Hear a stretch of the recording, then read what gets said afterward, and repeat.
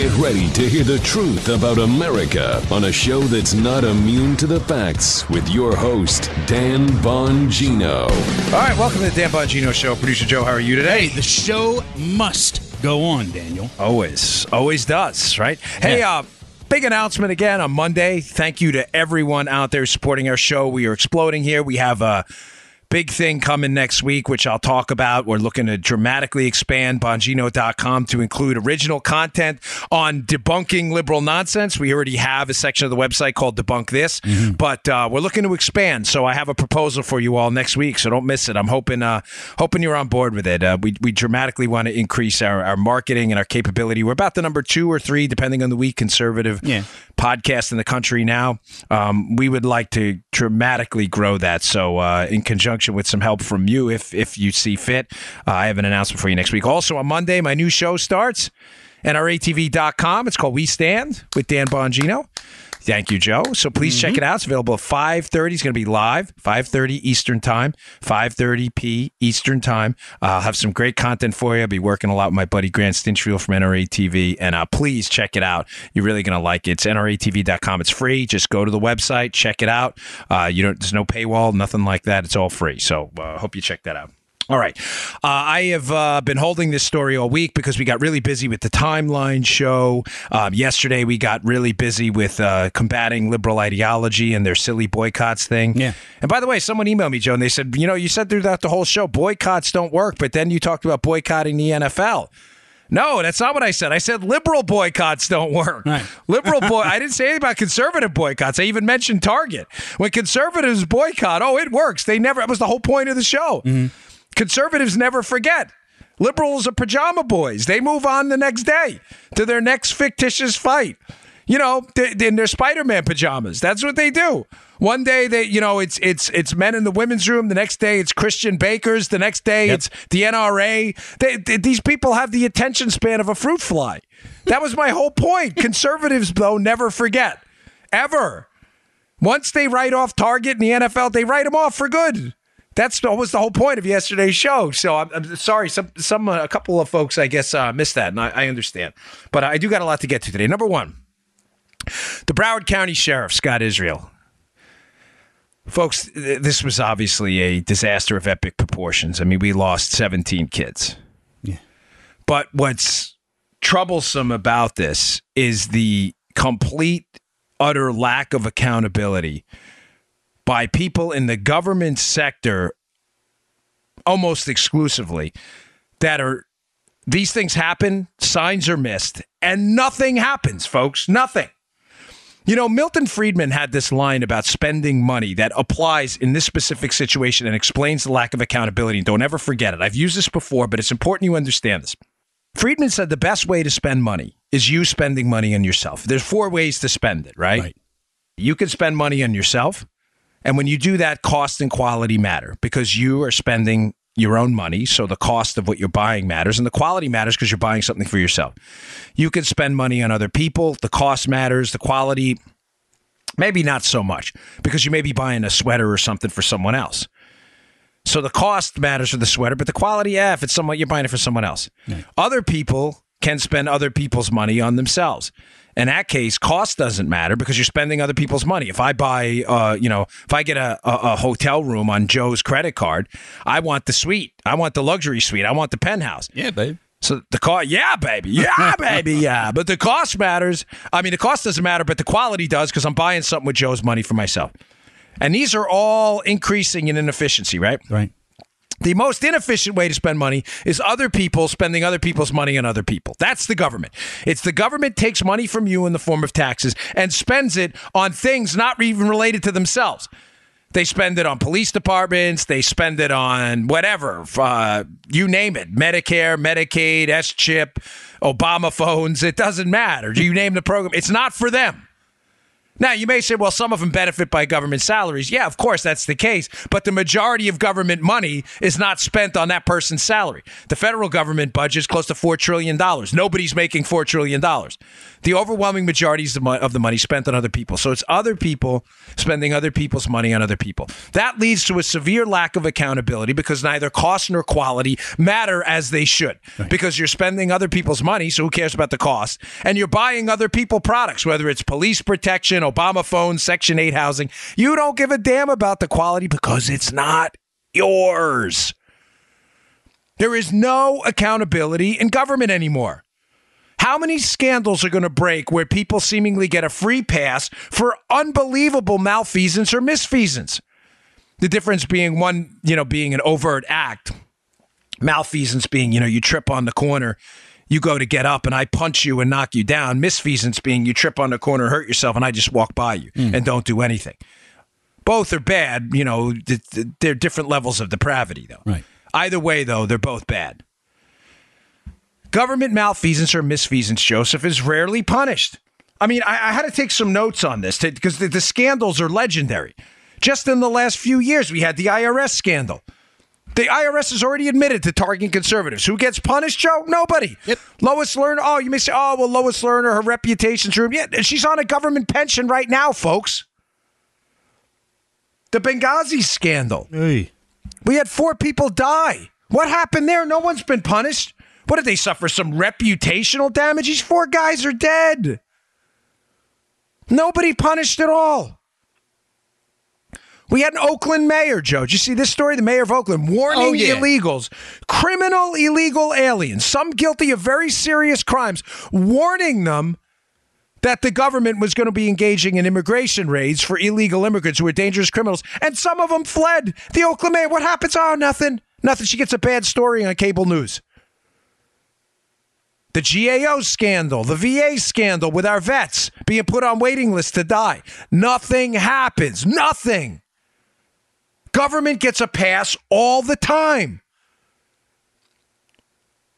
I mentioned that as a preface to this Broward County Sheriff, Scott Israel, who not only seemingly to this point has gotten a pass for grotesque misfeasance on this case of this killer Nicholas, the guy Nicholas Cruz, who's of course the alleged killer in this school shooting in Parkland.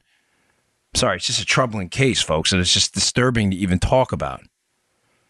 But this kid, the warning signs were everywhere. Now, Joe was kind enough to pull these two cuts here, these 2 sound cuts, what we would call SOTs, sound on tape, right? Joe knows the lingo better than I do, right? Yeah. Joe has been in the industry a long time. Sorry to me, but it's just such a troubling topic, folks. But he was nice enough to pull these. I want you to listen to these 2 deeply disturbing, and I mean it, deeply disturbing 911 calls, and explain to me again how this sheriff, Scott Israel, the Broward County Sheriff, can go out there on CNN during that town hall and attack Dana Lash while simultaneously, insinuating that he was doing everything he could to keep the community safe. This first one, this is one of the caregivers of Nicholas Cruz after his mom died, calling 911. Listen to what she says. And then explain to me again how the NRA screwed up here and not the sheriff. Play that one. 911 emergency. How can I help you? Yeah, there was a fight in my house with a kid and my son. Okay, and I'm punching him, and now he left the house, but I need somebody here because I'm afraid he comes back and he has a lot of weapons. And he has a weapon he's going to get at Dick's right now because he purchased it. Is that a house or an apartment? It's a house. It's a mobile home. Okay, and who did this? Nicholas Cruz. Is he a friend, a brother, uncle, sister, what? No, he was just somebody I took in because his mother just passed away, and he's going to get his weapon at Dick's. I know that right now. He's been waiting for it, and he knows he's not allowed to bring any guns. So now he's pissed off, so he's going to get the gun. And how long ago did this happen? It just happened, and he just walked out of the house. Is he white, black, or Hispanic? He bought a gun about a week and a half ago, and he gets it today, so that we think that he's going there now. Because that's all he wants is his gun, and that's all he cares about is his gun. And he bought tons of bullets and stuff, and I took it away from him. And I have a bunch of other little guns here. And BB guns, though. But he has a real gun that he's going to get now. He also dig in the backyard because he knew he was not allowed to bring it here, and we found that he did. He put the gun in the head of his brother before, so it's not the first time. And he did that to his mom. His mom died November 3rd. So he's not... It's not the first time he put a gun on somebody's head. And what's his last name? Thanks so much. Cruz, C-R-U-Z. His first name? Nicholas. Folks, did you hear that?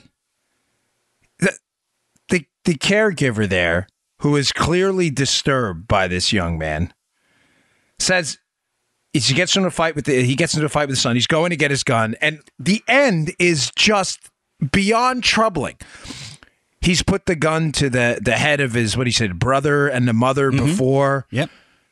That we told him that he couldn't have the guns, and he was hiding them. The warning signs were everywhere. And what's the sheriff out doing? He's on CNN blaming Dana Lash and the NRA. The NRA didn't go and visit this guy's house. The NRA didn't get it. Joe, when you dial 911, does it go to the NRA? No, it doesn't, Dan. I don't think it does. But no, of course, it's legal, law-abiding gun owners' fault, and this sheriff jumps on board. Has this guy been fired? No, he's out on TV. He's out on TV there, this sheriff, doing TV promotions for his re-election campaign. I got one more for you. This is Cruz himself calling 911.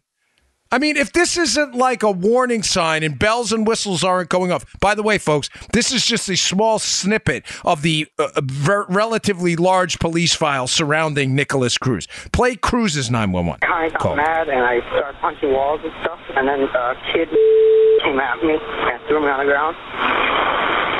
And he started attacking me and he kicked me out of the house and he said he was going to gut me. Folks, this is him calling 911 himself.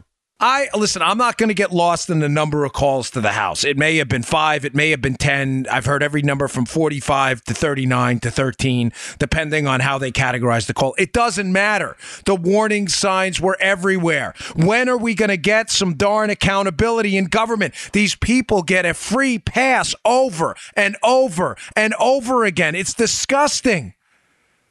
It is way past time for this guy to either explain himself in a rational, reasonable fashion, the Broward County Sheriff, that is, or to move along and find someone who will explain what happened.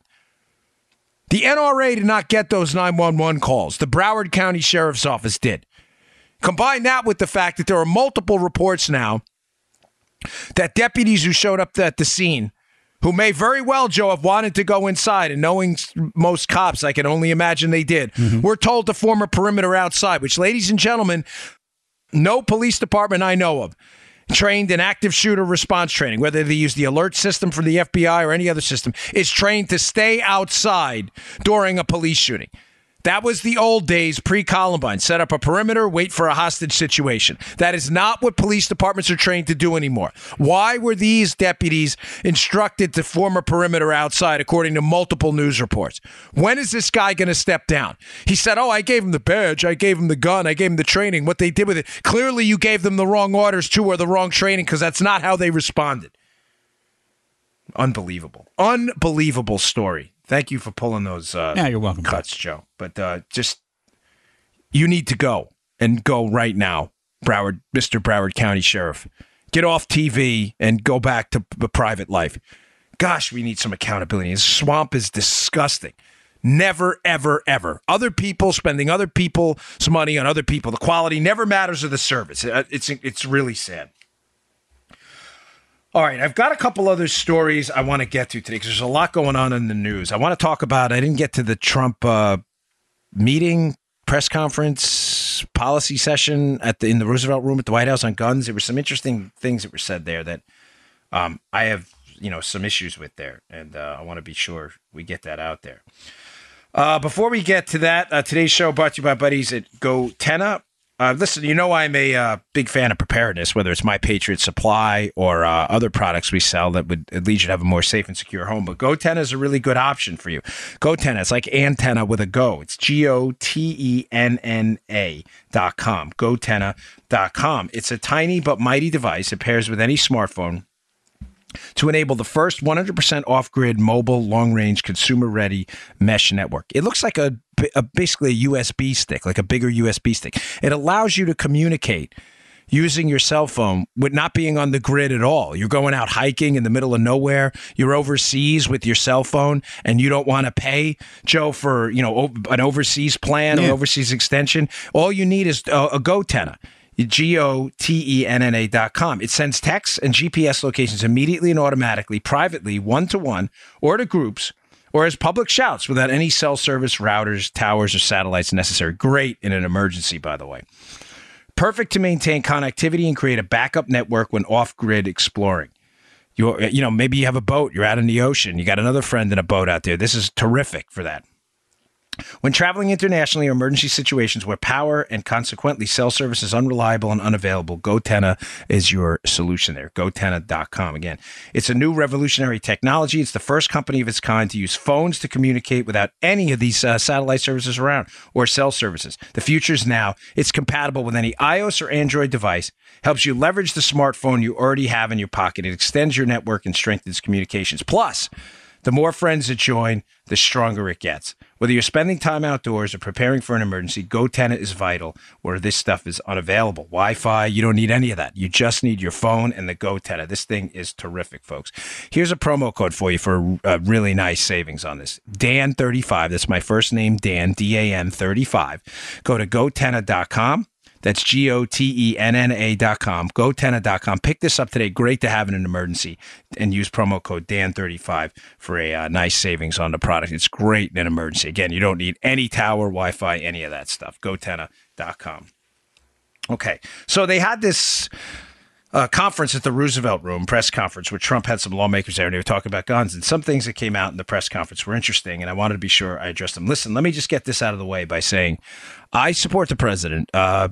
I think he's doing a pretty decent job. I think the tax cuts, the regulatory reform, I think this fight against the D.C. swamp, I also think his fight against the media are noble endeavors, and I think he's handled them correctly. Mm-hmm. But I do think there have been some stumbling blocks, and I would be doing you a huge disservice if I ignored them, because we can't talk about the Democrats and their allegiance to people rather than ideas. And then on the show, when we think some ideas that come out that are not necessarily good, we have to be able to speak out. Again, I think his heart was in the right place with the press conference, but he said something there, and I just want to explain to you why I think this is a bad idea.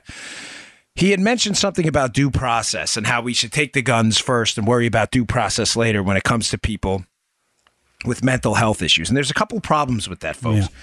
Yeah. And some people have attributed it to he just doesn't understand the process. I'm not sure. I don't know what the president understands or doesn't understand, and I don't want to say that. I'm not going to, play the left's game and assume the president is ignorant about things. Maybe he did know. Maybe he didn't. I'm not sure. It doesn't matter. All I know is what he said.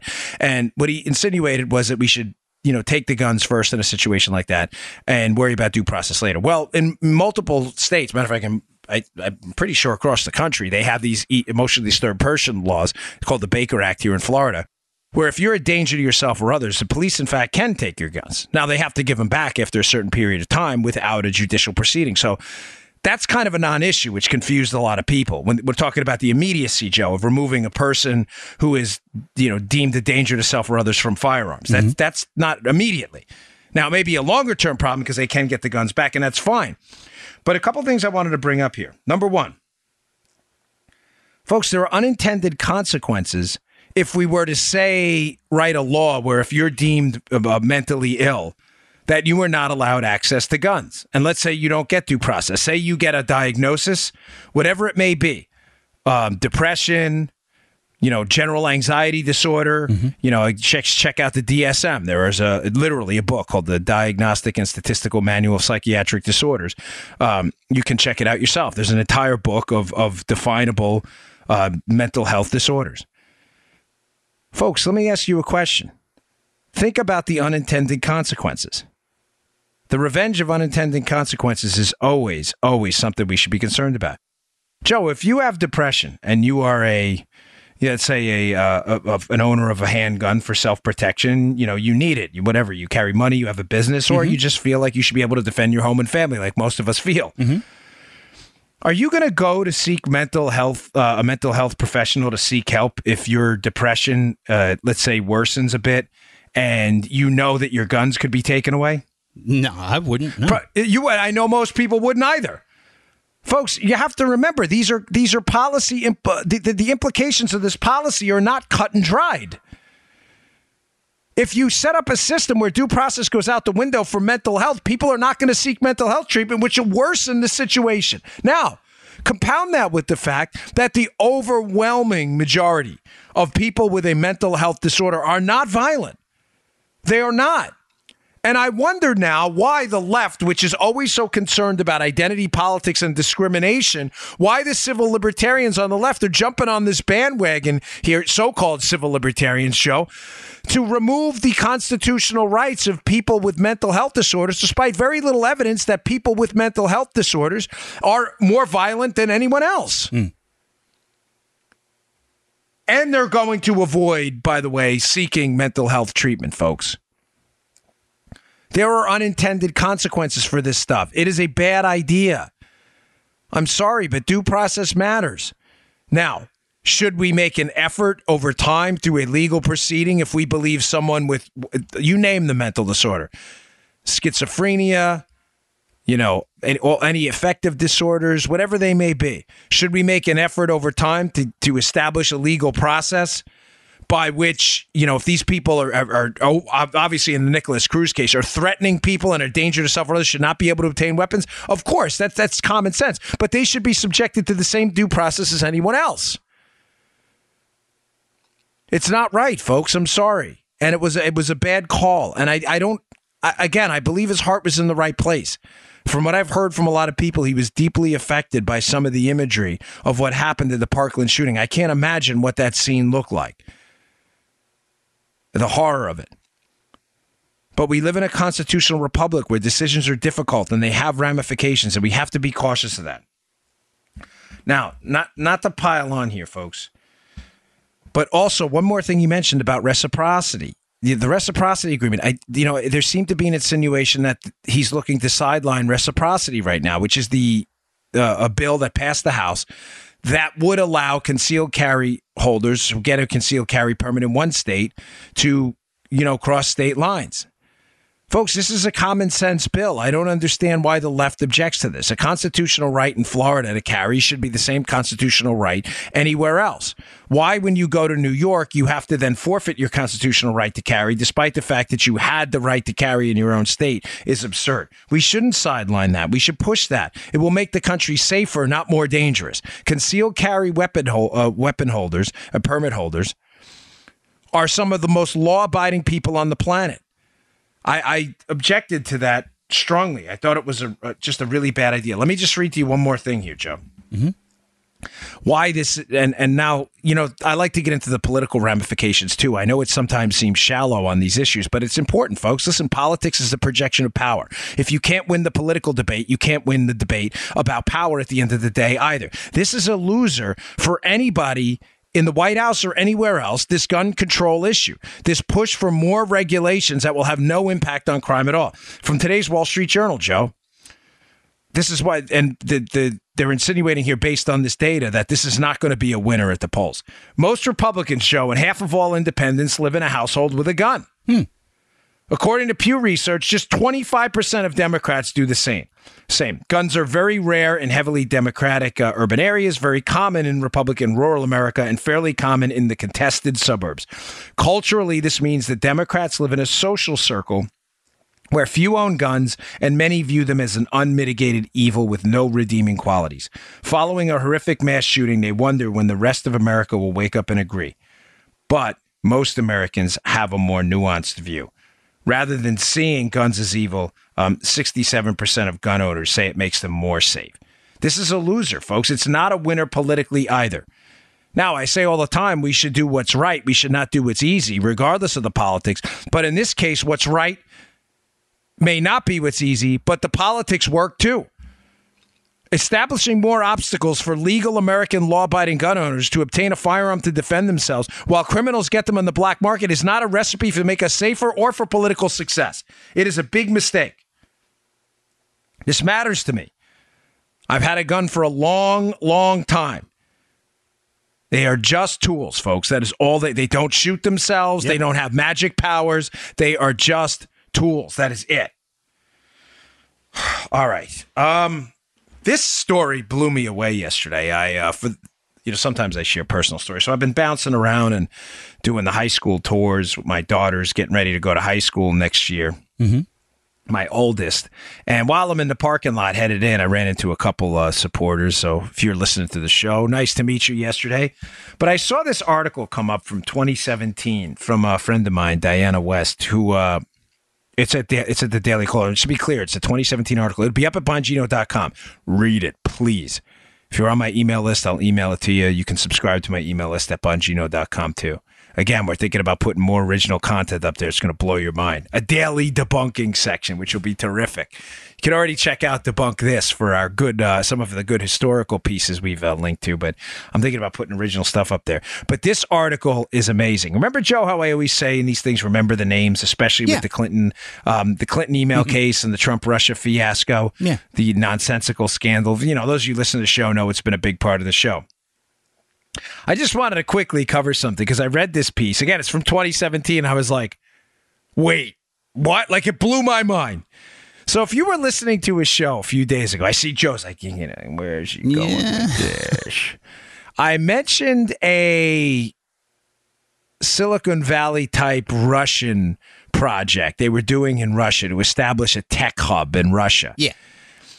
And in this project, there was a big push to get some U.S. companies, international companies, to start this technology hub in Russia. And the Russians were expressing an unusually strong interest in lobbying some American lawmakers to get them to push for this project, right? Mm-hmm. Now, this is critical. In 2012... I'm going to get to the name in a second. But in 2012, the Army did kind of an intelligence analysis on this project and was very concerned. The project was called Skolkovo. Now, I tweeted out yesterday, Skolkovo, don't forget it. Remember the names. I told you that the Obama team, because people ask me all the time, Joe, again, why go through all this effort to frame Trump, to spy on Trump, to make up this fake Trump-Russia scandal afterwards? Because they had so much to hide when it came to Russia, their need to the Iran deal, the efforts to keep the Russians sidelined in the efforts to appease the Russians on the Uranium One deal, to keep them from objecting to the Iran deal. They needed their support for so much. They did everything, the Obama administration, to appease the Russians. Skolkovo was another one of these. There were 28 companies that were supposed to, folks, please pay close attention to this, because this is a devastating scandal. I'm going to tell you how it ties into a news story yesterday. There were 28 companies that were supposed to be a part of this technology hub in Skolkovo in Russia in this project. The Skolkovo Center. Mm-hmm. The Army analysis of this was devastating. The Army said, Joe, and I'm quoting here, Skolkovo is arguably an overt alternative to clandestine industrial espionage. Huh. In other words, they're not even trying to keep their industrial spying a secret. They just want all these tech companies to come over to Russia for this tech hub so they can just steal it out in the open. This was the Army's own analysis. Here's another analysis, another part of the analysis here. And I want you to listen to the last sentence, because if you're a news watcher and a news consumer of the day, something I'm going to say in this last sentence in their Army analysis of this should go ding, ding, ding, ding, ding, ding. All right? Although military activities are not an official cluster of activity, the Skolkovo Foundation has, in fact, been involved in defense-related activities since December of 2011, when it approved the first weapons-related project, the development of a hypersonic cruise missile engine. What? Now, Yeah, what more is it? The project is a response to the U.S. Department of Defense's Advanced Hypersonic Weapon, part of the Prompt Global Strike program. You follow the news? Any of you, turn on Fox yesterday? Any of you listen to, WCBM where Joe works, or, the pull-up Drudge? Huh? What did the Russians announce yesterday? Vladimir Putin's running for president again for like the 6,000th time. The guy wants to be the czar of Russia. He's going to wind up getting cryo-frozen, and he'll rule from the grave like RoboCop, where they remove his brain from his cryo-frozen body and they put it in like a steel structure RoboCop type thing. Vladimir Putin wants to rule forever. He's running again for office. So he gives this speech, and he announces yesterday the development, Joe, of a hypersonic cruise missile engine. Whoa! How did that happen? By the way, that can defeat U.S. missile defenses. That was, according to the military, tied deeply to defense-related activities in Skolkovo. You say, okay, great. What's your point? 17 of the 28 companies involved in Skolkovo that made substantial donations to the Clinton Foundation. No! Oh, my God. How did that happen? Okay. As you may say, okay, go on. And a lot of this is in the Diana West piece, okay? So read the piece from the Daily Caller. It's from 2017, but it is good. Some of the emails intercepted from the Clinton team as part of FOIA requests, Joe. In the emails, Clinton Foundation staff were pushing a meeting with Victor Vekselberg and Bill Clinton. So the Clinton staff is pushing this meeting. Who was Vekselberg, and what was the project he was promoting? Skolkovo. Folks. Wow. Now, I'm going to tell you a little inside baseball here. I was at CPAC recently, and I'm backstage in the green room. And I'm not going to use the names because they didn't give me permission to do so. But these are people investigative reporters, relatively prominent.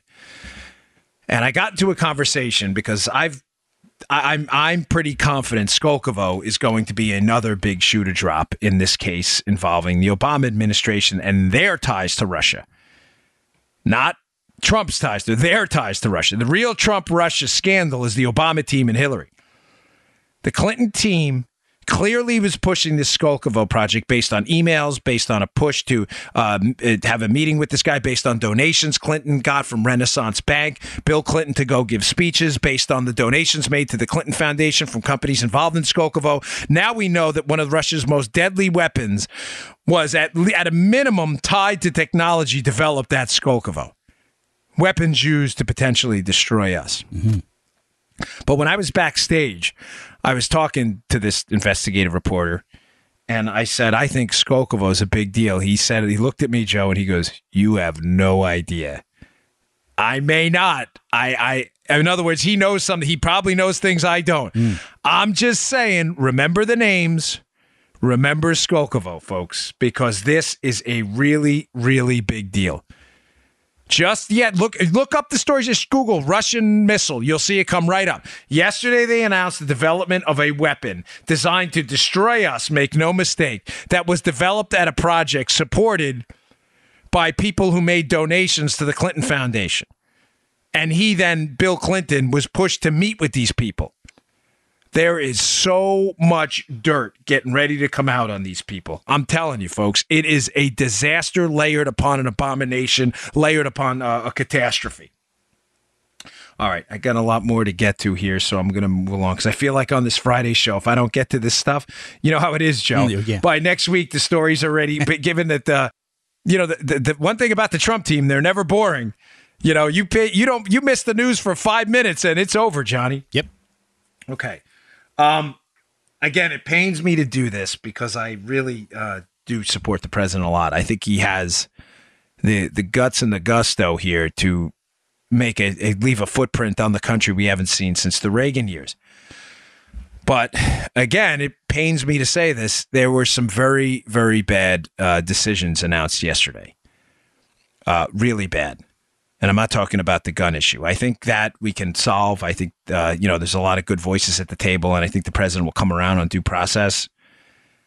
But the decision that was publicly announced yesterday about steel and aluminum tariffs is an absolute disaster. There is no upside to this at all, folks. Now, some of you may think tariffs, this is a boring issue. Folks, this will be, I'm warning you now, an economic catastrophe if this goes through. To sum up, in case you missed it, an announcement was made yesterday by the Trump team that we are going to impose a significant tariff on steel imports into the country and aluminum imports. Mm-hmm. What is a tariff? It is a tax. That's why we're, as Republicans, we're levying taxes. I sincerely don't understand. I suspect I know who's behind this. I think Wilbur Ross, who's a cabinet secretary with Trump, who has been big on tariffs from day one, is behind this. He's been a supporter of tariffs. It's not a secret. But, folks, this is a disaster, an absolute disaster. Now, let me explain to you why, because I have an obligation to put out the why, and the why matters. So just to be clear on what tariffs are, let's do this. Let's make it simple, because we've done this example before, Joe, of the islands. Okay. Let's say you have two islands, right? You have Island B, Island A and Island B, right? Oh, right. And there's 100 people on each island. Let's say they trade. If Island A wants to produce whatever, more coconuts on that island, one of the economically nonsensical ways to do it would be to say, well, listen, we're getting a lot of coconuts from Island B because they have a surplus. Right. So let's do this. Let's put a heavy tax on the sale of Island B's coconuts as they come into Island A. What would that do, Joe? It would make the price of Island B coconuts more expensive because you're putting a tax. They cost more money. Mm-hmm. And what would that do? Well, it would incentivize more people to buy coconuts on Island A. Now, if you're a liberal or you're not interested in understanding economics, stop right there, because that makes sense to you. You're like, oh, yeah, so what? Oh, Island B's coconuts are more expensive. We tax them. We don't tax our own coconuts, so people buy more of our own. Again, liberals, you can stop here. People who are interested in actual economics and what actually happens afterwards, now listen, because this is devastating and has never worked throughout human history. Here's what really happens in situations like that. Island A, now understanding that they don't have to compete with Island B's coconuts on price, Joe. Mm-hmm. Why? Because Island B's coconuts are going to be more expensive no matter what. Why? Because they're taxed. Right. There's just tariff on them, and Island A's aren't. Island A now raises its prices to match up with Island B, or maybe just a penny shy. Why? Because there's no price competition. Because if Island B's coconuts are, say they're $20, $10 for the coconut, $10 for the tax, Island A's like, well, we don't have to charge $10. We can charge $19.99 and we still win. Mm-hmm. Right, it's just basic economics. What do you think? These companies are going to be generous? Folks, the same thing. I got to there's four downsides to this, so I got more. But please listen to me on this. American steel, absent foreign competition, because we're going to put tariffs on everybody else's steel coming into the country, will not lower its prices in response. That is not the way this works. They will hike their prices maybe just shy of the tariff. So now you pay more for imported steel and for domestic steel. Oh, okay. What is that? What is that? Second, you will unquestionably have global retaliation for this, by the way, which has already begun. Folks, Chinese steel is actually a very small portion of our steel imports. You know who's a really large portion of it? Canada. And we export a good swath of steel to Canada as well. And what is Canada and other people now saying, Joe? Hey, man, we're going to have to put a tariff on your steel, too, making your steel more expensive. So now the steel, domestic steel will raise its prices to meet the tariff. Secondly, it'll raise their prices overseas as well, because these other countries we export domestic steel to will have a tariff slapped on them, too. This, I am telling you, if there, I know I'm going to get some emails from this from some interest groups. I will read them. I appreciate them. You are wrong. There are two things in economics, I'm telling you, where common sense people, I'm not talking about ideologues, I mean common sense, rational economists. There are two areas. There is absolute unanimity amongst rational actors. It's that minimum wage does nothing for the economy overall. It does nothing. The second one is that tariffs absolutely will not lead to economic growth. If you raise the price on a product, regardless of where it comes from, you are simply taking the money out of the American citizen's pocket. There's no other explanation. Think about this, folks. The best way I had this explained to me was, if Island B wants to give us the coconuts for free, give us. Let's say what people who don't understand trade call dumping. Like steel, China's dumping cheap steel on us. So what? Why do you care? If Island B wants to import coconuts for free and give them to us for free because they're just really nice people, now we don't have to work to get coconuts anymore. What's the downside? You may say, well, it's going to cost steel jobs. Folks, it may. It may cost steel jobs.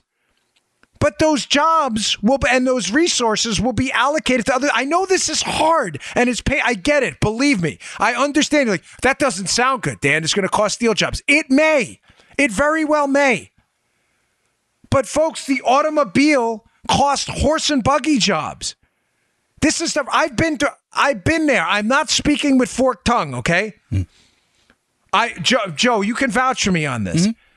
I have given up government pensions. I've given up government jobs. I'm not looking for anybody. I don't care. I'm not celebrating myself. Please don't take this the wrong way. Right. I'm simply saying to you that I realized at some point the futility of what I was doing in that specific line of work, that it wasn't going to work anymore, and I had to find some other way to add to the economy and add value to the world.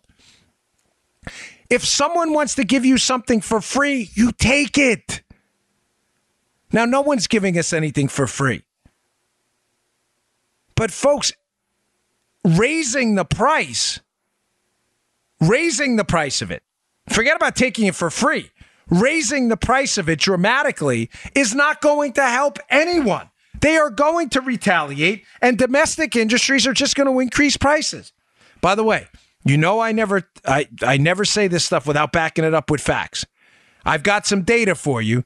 That's pretty darn conclusive. I just want to set this up first because this is going to be an important argument in the coming days, and I want you to be prepared. Third, so first was increased prices by the domestic industry as well to meet the tariffs. Second, you're going to have retaliation overseas. There's going to be tariffs on our products as well. Now everybody's going to pay more everywhere. Job losses, number 3. You will see job losses.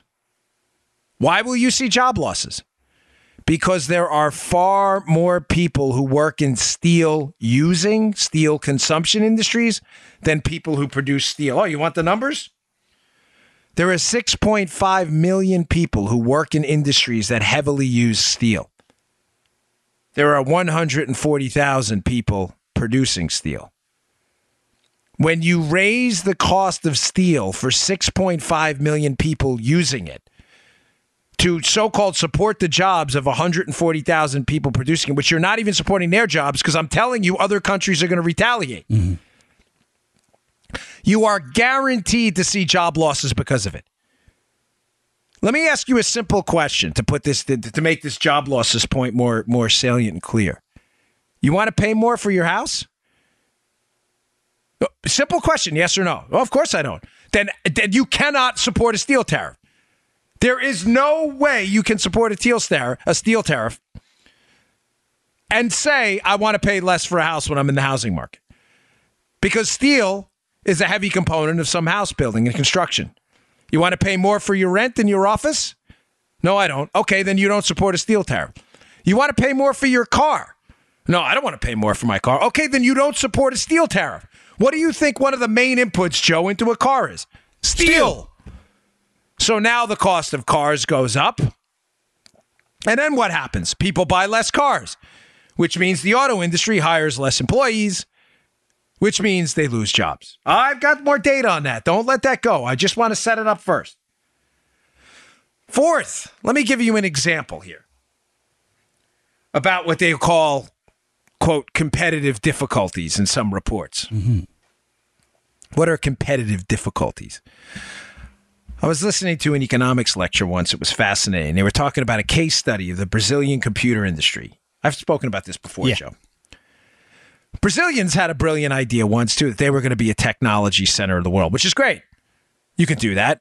You can foster a solid educational environment. You know, schools can get into job training for technology. That's great. That's not what they did. The Brazilians said, all right, we're going to put a big tariff on imported computers. Why? Because we're going to make them super expensive so people use Brazilian computers only, and it will increase jobs in the Brazilian computer industry, and it will make us the technology capital of the known universe. It didn't work. What actually happened? Well, the three things I spoke about prior happened, but the fourth thing was competitive difficulties happened. What are competitive difficulties? Now that the Brazilian computer industry was insulated from competition, why? Because the imported computers were more expensive because of the tariff. The incentive to make a better product went down dramatically. Why? Because you were insulated from competition. You didn't have to compete. There was no competition. Everyone else's computer was more expensive artificially because of a tariff. So what happened? The Brazilian computers were substandard. They were not very good. But because they were cheaper, they made their way around the economy, affecting every business in the country that used them. So now the economy goes in the tank and suffered dramatically because of it, because the Brazilian computers were moved around at a higher rate than imported computers because of the price, and they weren't working as well, which made the industry suffer that used them as well.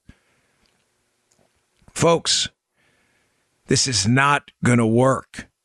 This is going to be a disaster. And it is one of the few times where swampy Republicans in D.C. who have been speaking out against this tariff, I hate to say it, are right. This is a bad idea. Let me add a couple other angles to this. So now you know the four things: competitive difficulties, job losses, global retaliation, and increased domestic prices too, right? It's not a coincidence, folks, that the stock market yesterday took a 500-point dump and is now down, as of this time, I'm watching the ticker right now, 294.45 points. How does the stock market work? People invest in companies today, discounting the value of their future cash flows. In other words, if I invest in Joe's T-shirt company today, I don't get it at today's prices generally if I'm expecting Joe's company to grow. If they're growing 10% a year, you're going to pay a premium for some ownership or equity in Joe's company based on the discounted value, or like a reverse interest rate, of what you expect Joe's cash flows and profits and proceeds to be in the future. When the stock market takes a dump of 500 points, and now 287 now as we're looking, over the course of 2 days after the announcement of a tariff, you can be reasonably confident that some generally intelligent people investing their own money have said, this sucks. Folks, this is a really, really bad idea. I am sorry, but Trump has been A+ on the economy. Regulations, tax cuts, business sanity in the country, future projections of 4 years of at least staying out of your business, right? This is a bad, bad call. Now, I said I had some data for you. I'm going to give it to you. Cato piece, terrific, by Scott Lincecum. He'll be at the show notes today. Cato's great resource. At Bongino.com. Go check this piece out. Please read it. It's not very long. It is about, again, unanimous research on steel tariffs. Here's just one quote talking about steel. Multiple studies, Joe, which described efforts to restrict imports of various steel products annually cost American consumers. This is a staggering number. Digest what I'm about to tell you. So basically, steel tariffs, or efforts to reduce imports of steel, cost American consumers between $200,000 and $2.3 million for every steel job protected. What? You're like, that's not possible. Like, what do you mean? I gave someone to... No, that's not what they're saying. What they're saying is the losses to the economy, Joe, were so bad from steel tariffs and restrictions on steel imports were so dramatic that when spread across the American populace, it costs roughly $200,000 to $2.3 million per person for every job that they saved. Folks, I mean, that you think that's a recipe for job growth? Whoa. Now, you may say, all right, Dan, I mean, maybe it was different, when George W. Bush did it. George W. Bush did it? Yes, another Republican who imposed the steel tariff. That steel tariff, Joseph, lasted 18 months before they got rid of it. Why? It was a disaster. A disaster of epic proportions. Now, to be clear, there are various estimates on the job losses from the George W. Bush steel tariffs. Again, another Republican lost in the tariff war. But one of them that I found particularly disturbing was 200,000 job losses, in addition to the costs I told you before that are spread across the American economy by prices increasing everywhere else for everything else that uses steel.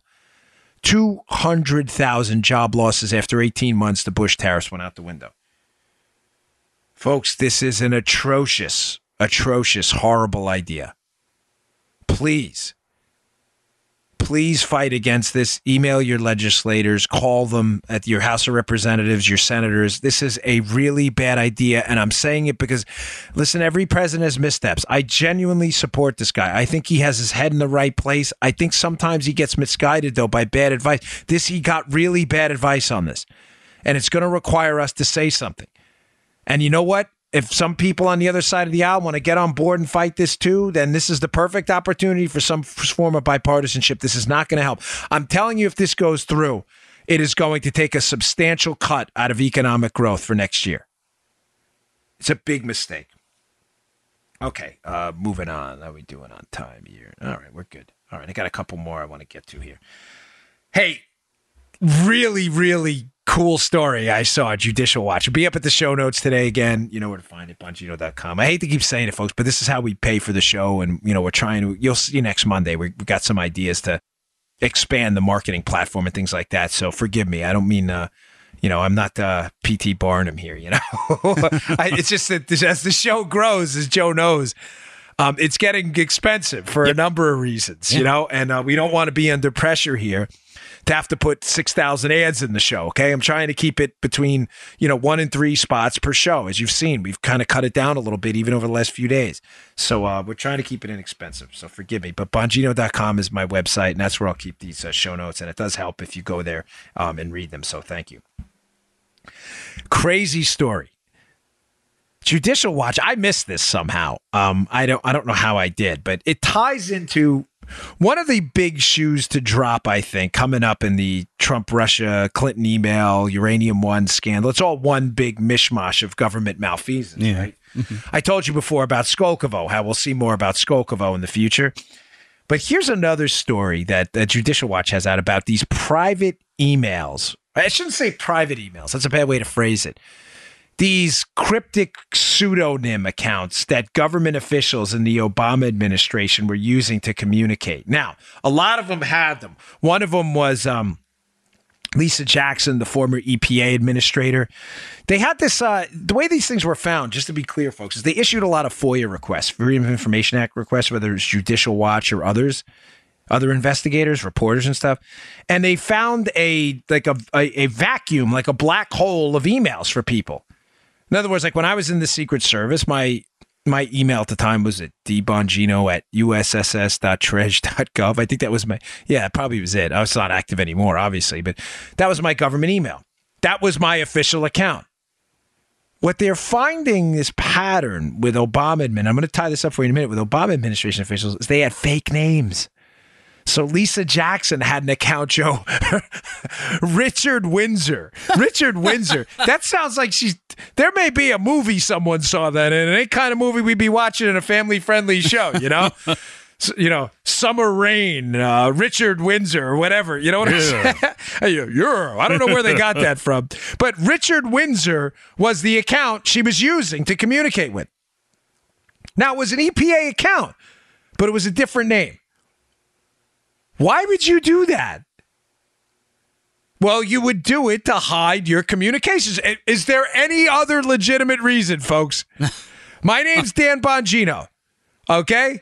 It's not Joey 2 times at usss.tresh.gov, okay? It was D Bongino. That was my email. You would only do it to evade detection. Why am I bringing this up about the EPA administrator? Because apparently this was widespread. Judicial Watch piece indicates that Loretta Lynch had one as well. This was a little more diplomatic, nuanced name, maybe focus group tested. Maybe they bounced around some potential Attorney General Loretta Lynch pseudonyms. And this one came up. Elizabeth Carlisle. Well, hey now. Yeah, hey now. Yeah, baby, yeah. So Elizabeth Carlisle comes up. And the same thing. There is a FOIA, Freedom of Information Act, for communications on an official government account by Loretta Lynch, and they don't find anything. So mysteriously, Joe, poof, disappears until they uncover the Elizabeth Carlisle account. Now, here's another interesting angle before I get to the coup de grace here, but the Elizabeth Carlisle account came up due to a FOIA, and you can read this in the piece, over a communications revolving this thing called the Strong Cities Network. The Strong Cities Network was this global initiative that had a lot to do with violent extremism, which is, if you listen to yesterday's show, is a way for the leftists just to discuss terrorism without mentioning terrorism because they don't want you to get focused on national security because it doesn't benefit them. Right.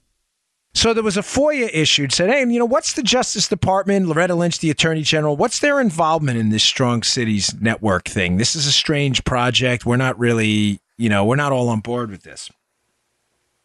What's interesting is they found some emails from John Carlin. Remember the names? Yeah. John Carlin at the time was an assistant attorney general in the Justice Department.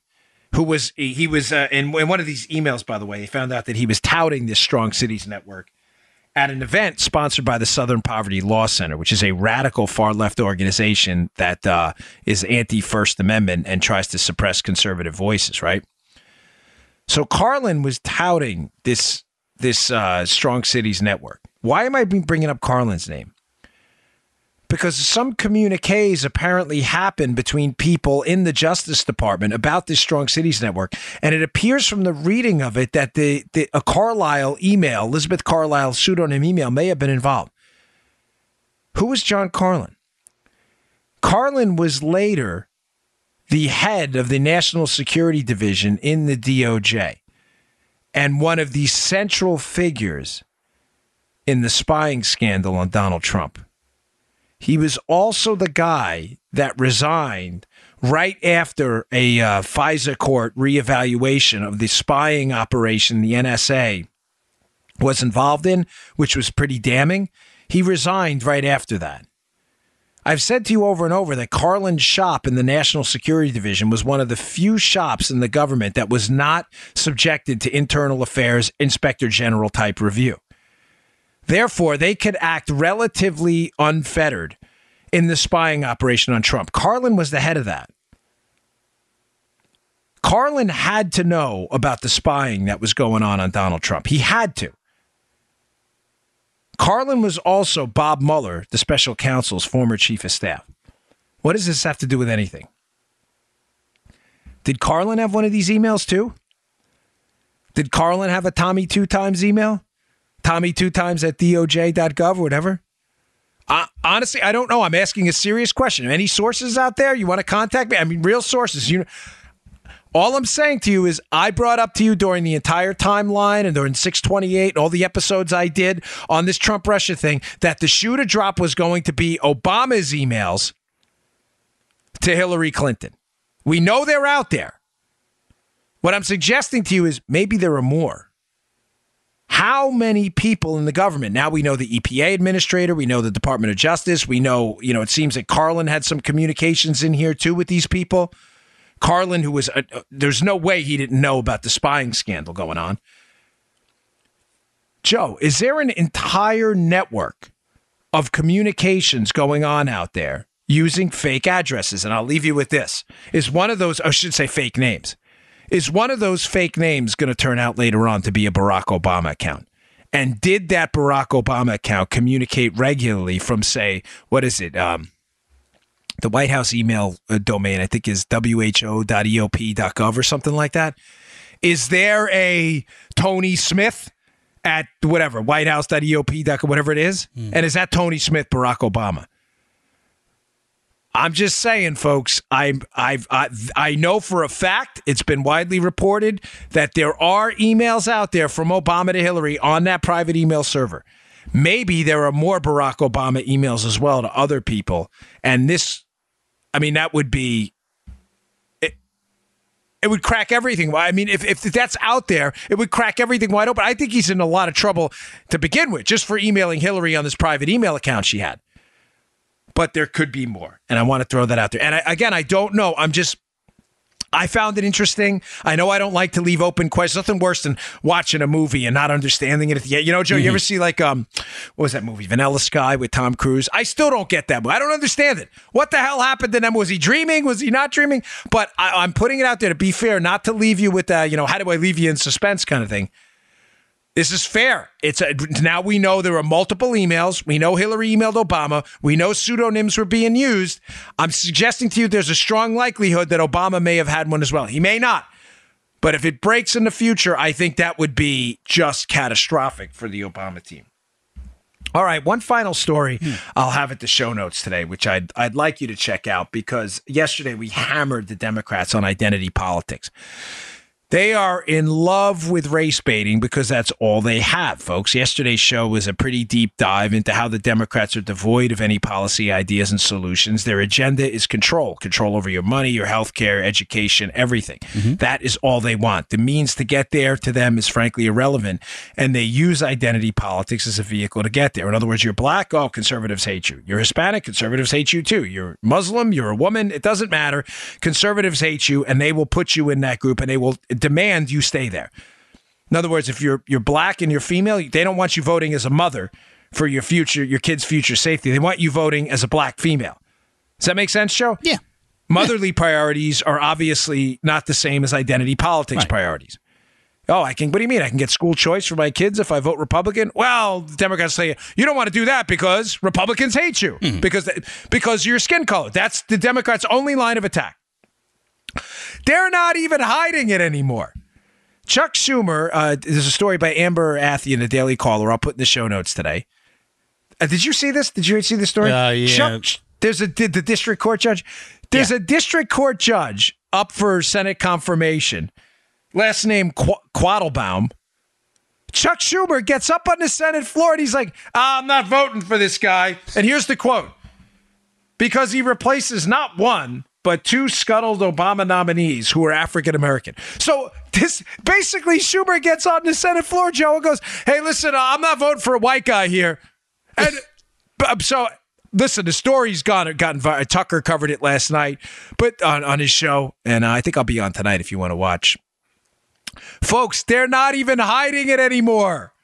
They are not. Chuck Schumer just openly said. Now, keep in mind, the same such rules don't apply in the other direction. If you are a white person I don't even know anymore, seriously, how the media defines it. Remember, we had the famous white Hispanic with George Zimmerman. No one even knows racial categories. The media will say anything. But apparently, if you're white or you don't meet the appropriate skin color category, it's not necessary to fulfill that with another white person. By the way, thank God. But anything else, it's okay right now to go on the Senate floor and go, I'm not voting for this guy, basically because he's white. Forget qualifications, merit, anything else. This is unbelievable. Read this story if you think I'm making anything up. I quoted him directly. I'm telling you, they're married to identity politics, folks. They have absolutely nothing else. All right, thanks again for tuning in. Been a great week of shows. Please spread the word. I really appreciate you tweeting about the show and putting it on Facebook. I try to like as many of them as I can. I get a nice little Facebook thing there.